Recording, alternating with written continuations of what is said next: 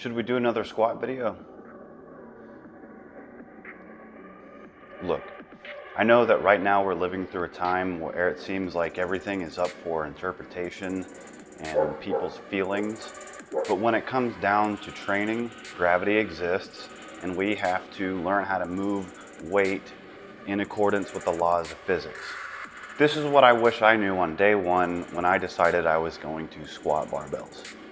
There are three main qualities to a good-looking squat: balance, range of motion, and having a consistent back angle. A good squat is when the lifter is squatting while maintaining balance, using a full range of motion without any major disruptions in their back angle. So let's go through all three. Usually when a coach is talking about balance in reference to the squat, we're talking about the foot staying flat against the floor, okay? Weight is evenly distributed across the entire foot. If at any point, any part of your foot leaves the floor, you're no longer balanced, and that's a problem. A cue I commonly use with lifters mid-set, if I see them losing balance, is I say heavy feet. If I see their heels coming up off the floor, I say heavy heels. If I see the toes coming off the floor, I say heavy toes.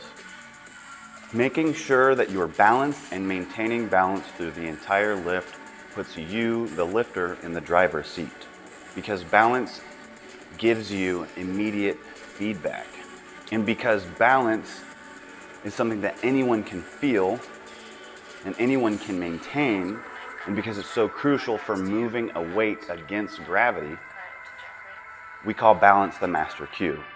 What do I mean by range of motion? Well, usually when we talk about range of motion in regards to the squat, we're talking about depth. So what is deep enough? And there's a lot of bickering about what that means.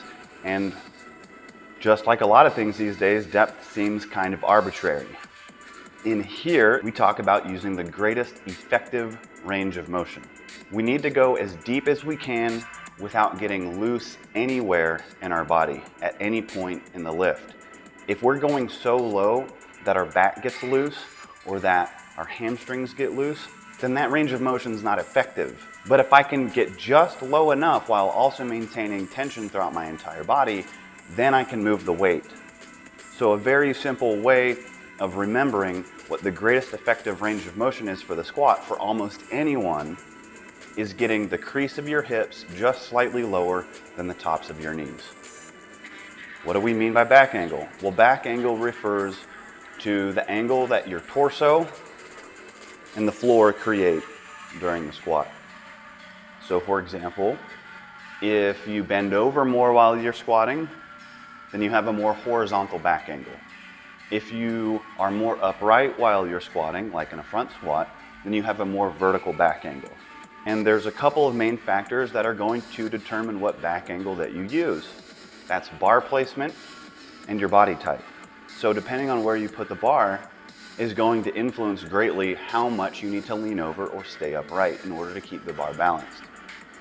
And then your body type will have a great influence on how much you have to bend over when you squat, therefore determining what your back angle will be no matter where you put the bar.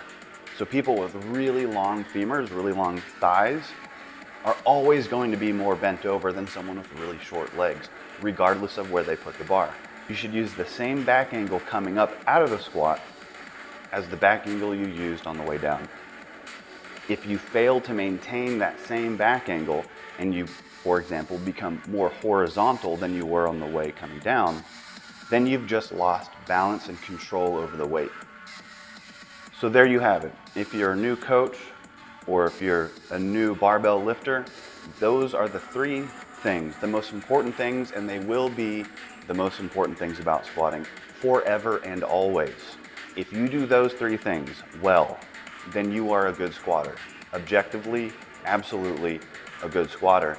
Then you can start paying attention to all the little details. But get those three things down first: balance, range of motion, and a consistent back angle.